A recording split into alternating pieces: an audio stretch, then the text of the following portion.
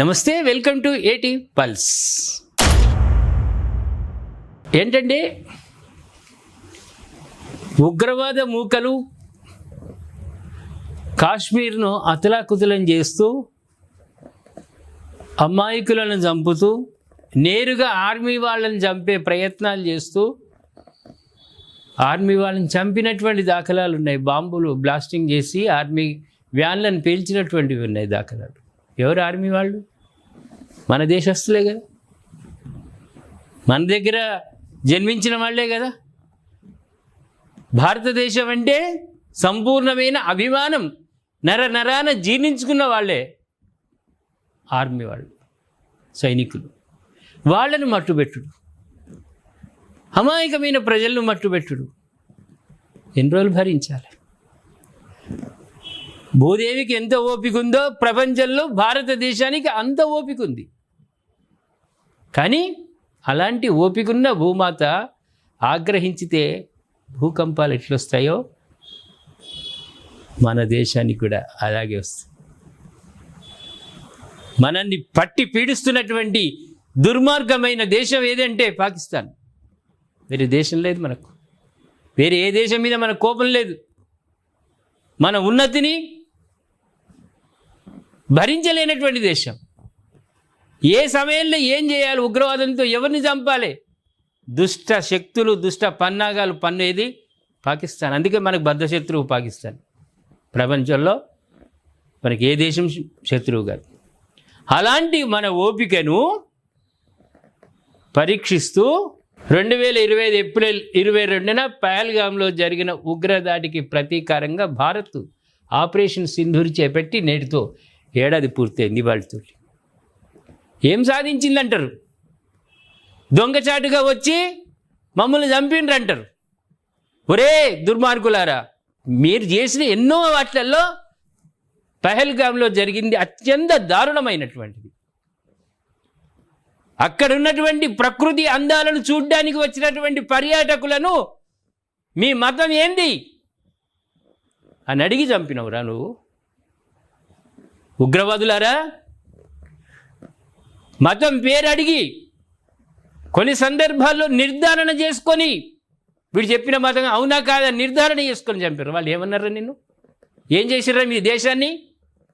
అమాయకమైన పర్యాటకులు మీ దేశాన్ని ఏం నాశనం చేసిర్రు? బాంబులు వేసిర్రా వాళ్ళు? ఎందుకు చంపాల్సి వచ్చింది? నూతన జంట దంపతులు ఆనందంగా అక్కడికి వచ్చిర్రు వివాహం చేసుకొని, వాళ్ళని చంపివి నువ్వు? ఏమన్నారా వాళ్ళు నిన్ను? ఏమన్నారు మిమ్మల్ని? ఎందుకు చంపాల్సి వచ్చింది? భర్త ముందు భార్యను చంపుతీవి, భార్య ముందు భర్తను చంపుతీవి.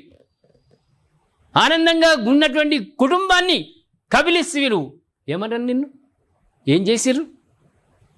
దొంగచాటగా వచ్చి మా ప్రజలను చంపిర్రా మీరు.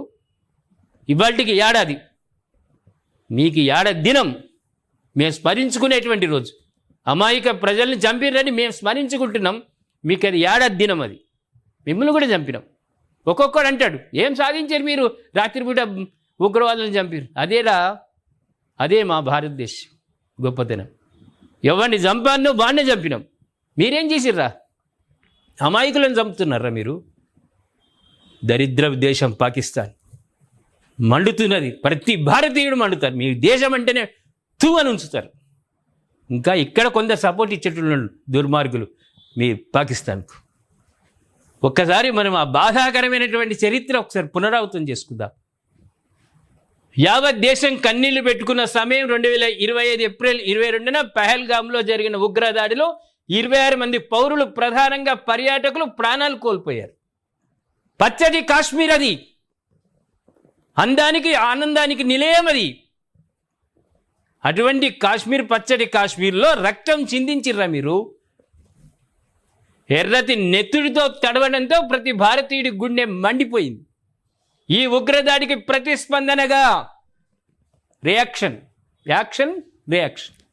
మే 7 తెల్లవారుజామున భారత్ ఆపరేషన్ సింధూర్ పేరుతో ఒక సైనిక చర్యను ప్రారంభించింది. మీ నిద్రలే ఉన్నారా గాడిద కొడుకులారా? మీరు నిద్రలే ఉన్నారు. మీరు నిద్రలో ఉండంగా చంపినాం. ఇంకొకటి తెలుసారా మీకు? పాకిస్తాన్ కుక్కలారా, మీకు ఒకటి తెలుసా? మీరు నమాజ్ చేసుకుంటున్నారు మబ్బుల లేచి, నమాజ్ చేసుకుంటుంటే మా సైనికులు మా చర్యలు అటాక్ చేయడానికి ఆగిర్రురా. అది భారతీయుల గొప్పతనం. తెలుసా ఇది మీకు? మీకు తెలుసా? మీ ప్రార్థనలను గౌరవించడం రా మేము. మీరు నమాజ్ చేసుకొని వన్నాక వేసి పడేసినాం. పక్కొని కూడా తెలియదురా. మీరు ఉన్నటువంటి ఆ శిబిరం అవతలు ఉన్నాడు కూడా తెలియదు. అట్లా లేపడేసినాం మేము. మీరు చేసిన దుశ్చర్యకు ప్రతీకారం అంతే. కానీ మీరు నమాజ్ చేస్తుంటే మాత్రం ఆగినాం. అది మా గొప్పతనం. ఉగ్రదాడికి ప్రతిస్పందనగా తెల్లవారుజామున భారత్ సైనిక చర్య పాకిస్తాన్ ఆక్రమిత జమ్మూ కాశ్మీర్ పీఓకేలోకి దూసుకెళ్ళి మరీ బాంబుల వర్షం కురిపించింది. 100 మందికి పైగా ఉగ్రవాదులు నిమిషాలనే మట్టుపెట్టింది. అదిరా భారతదేశం అంటే.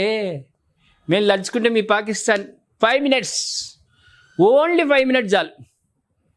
ఇప్పటికి సరిహద్దులో సర్వం సిద్ధంగా ఉన్న మా ఆర్మీ జవాన్లు తలుచుకుంటే 5 నిమిషాలు. నరేంద్ర మోదీ, అమిత్ షా ఇద్దరు కలిసి ఒక్క విజిల్ వేసిరనుకో మీ పని గోవిందా. అడ్రస్ ఉండదు మీది.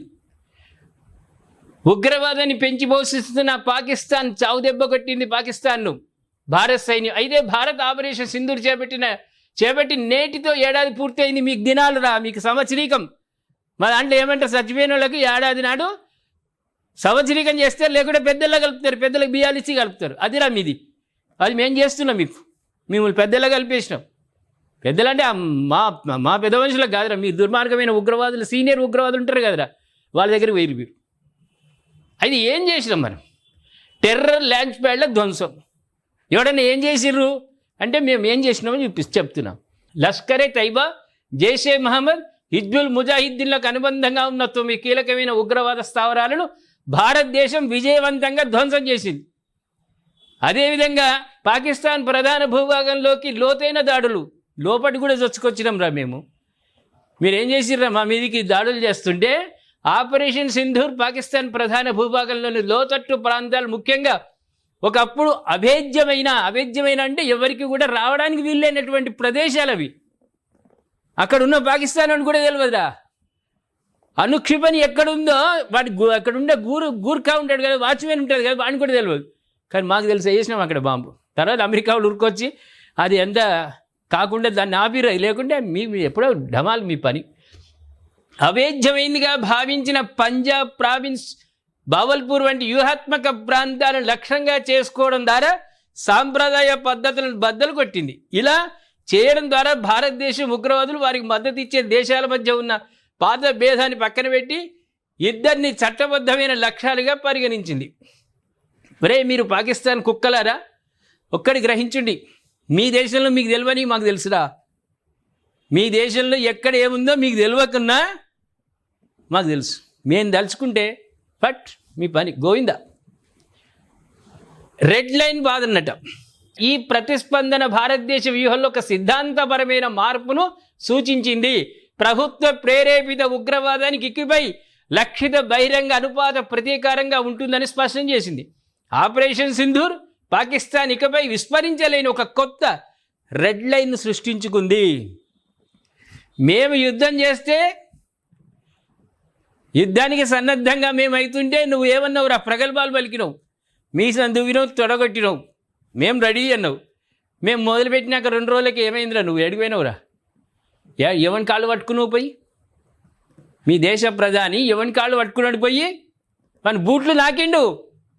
అన్నా దండం పెడతా, కాలు మోక్తా, బాంచను, జర మోదీకి ఫోన్ చేసి ఆపనే, లేకుంటే మొత్తం బయటట్టుందని. అట్లా బట్టికి ఆగినాం రా, లేకుంటే క్లోజ్ మీ పని. పాకిస్తాన్ వాయు రక్షణ బలహీనతలను బహిర్గతం చేయడం, స్కాల్స్ క్షిపణులు, హోమర్ బాంబులతో కూడిన రఫేల్ జెట్లతో సహా భారత్ బలగాలు అత్యంత ఖచ్చితత్వంతో ఈ దాడులు నిర్వహించినాయి. మా వైపు సైనికుడు కానీ మా యుద్ధ విమానాలు కానీ ఏ ఒక్కటి కూడా పేలలే, అన్నీ వెనకకొచ్చినాయి. మీ మస్తు ధ్వంసమైనవి. 23 నిమిషాల పాటు సాగిన ఈ మిషన్ పాకిస్తాన్ వాయు రక్షణ వ్యవస్థలోని గణనీయమైన లోపాలను బయటపెట్టింది. వాటిని అధిగమించడం లేదా నిర్వీర్యం చేయడం జరిగింది. మళ్ళా పటిష్టమైన వాయు రక్షణ సామర్థ్యాలకు కూడా భారతదేశం స్వదేశంలో కూడా తన పటిష్టమైన వాయు రక్షణ సామర్థ్యాలను నిరూపించుకుంది. వందలాది పాకిస్తాన్ డ్రోన్లను క్షిపణులను అడ్డుకోవడంలో ఆకాశీర్ వాయు రక్షణ వ్యవస్థ కీలక పాత్ర పోషించింది. ఏ ఒక్కటి కూడా మా ప్రాంతంలోకి మా ప్రజల దగ్గరికి రాలేదు. సరిహద్దుల్నే పేల్చిపడేసినాం. అంతటి ఉన్నదిరా మా దగ్గర, ఇంక చెప్పుకొని ఉన్నాయిరా. మీ అన్ని తోకపటాకులు రా, మాకు శివకాశి తోకపటాకులన్నా నేను దన్నున వెళ్తాయి అవి. మీ తుస్, మీ క్షిపణులు మీ బాంబులన్నీ తుస్. దానికి పెద్ద బిల్డప్లు. మేము ప్రపంచంలో అత్యంత ఆధునికమైన, ఏ ఆధునికం రా మీరు వేసుకునే టైలు కోట్లు తప్ప మీ దగ్గర ఏమి లేవు. మీ దగ్గర ఏమి లేవు. ఇవాడి ఈ బాధకు మా భారతీయుల బాధ కటి ఒక చుక్క మీ పతనానికి నాందిరా ఇవాళ. రే పతనం ఇక మీది, ఏం టెన్షన్ లేదు. కీలక ఉగ్రవాద కార్యకర్తలను నిర్మూలించిన మోస్ట్ వాంటెడ్ జాబితాలోని వ్యక్తులతో సహా కీలక ఉగ్రవాద కార్యకర్తలు హతమయ్యారు. రాత్రి చంపడేసిన వాళ్ళను. ప్రపంచానికి మనం క్లియర్ మెసేజ్ ఇచ్చినాం. ఏమి ఇచ్చినాం? ప్రపంచవ్యాప్తంగా ఈ ఆపరేషన్ ఒక బలమైన సందేశాన్ని పంపింది. గతంలో జరిగిన సంఘర్షణలో భారతదేశం సంయమనం పాటించాలని కోరగా, దానికి భిన్నంగా ఈసారి ప్రపంచంలోని అగ్రరాజ్యాలు తమ పౌరులను భూభాగాన్ని రక్షించుకునే భారతదేశ హక్కుకు అధిక భాగం మద్దతు ఇచ్చినాయి. అవురా, ప్రపంచం మాకు అండగా ఉన్నదిరా, మీకు ఇవ్వలేడు. మీ గల్ఫ్ దేశాలకు మీరు చేయిచ్చిర్రు, షేక్ హ్యాండ్ ఇచ్చిర్రా. మీరు ఇరాన్కు షేక్ హ్యాండ్ ఇచ్చిర్రు, సౌదీకి షేక్ హ్యాండ్ ఇచ్చిర్రు, దుబాయ్కి షేక్ హ్యాండ్ ఇచ్చిర్రు. వాళ్ళు ఇప్పుడు నువ్వు ఏమైనా కష్టాలు ఉన్నా నీకు ₹1 కాదు, మంచినీళ్ళ బాటిల్ కూడా అందియరు. ఉగ్రవాద దేశంగా ముద్రపడిపోయింది, మోసం చేసే దేశంగా మీరు అయింది. ప్రేక్షకులు ఏమంటారు? పర్యాటకులు చనిపోయే సంవత్సరం కాదు, బొందబెట్టిన దినం ఇవాళ. వాళ్ళు ఎప్పుడైతే పర్యాటకులను చంపారో వాళ్ళని తక్షణమే మన ఆర్మీ వాళ్ళు చంపారు. వాళ్ళ ఆత్మశాంతి, దాని దగ్గ మన ప్రతీకారం మనం చేసినాం. వాళ్ళను, ఉగ్రవాదులను నిద్రలో ఉండగానే బొందబెట్టినటువంటి రోజు. సంవత్సరీకం అంటాం, ఏడాది దినం అంటాం కదా, అది ఏడాది దినం. ఒక రకంగా బాధతో ఉన్న ఉగ్రవాదులను చంపినాం కాబట్టి కొంత ఆనందపడదాం.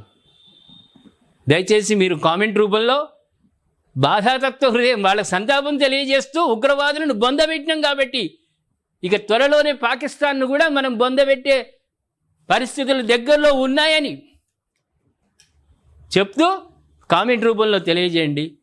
వారికి శ్రద్ధాంజలి ఘటిద్దాం, పర్యాటకులకు వాళ్ళ ఆత్మశాంతి చేకూర్చుదాం. మళ్ళీ ఎప్పుడు ఉగ్రవాదులు తోక జాడిచ్చినా పాకిస్తాన్ మ్యాప్లో లేకుండా చేద్దాం. ఏమంటారు?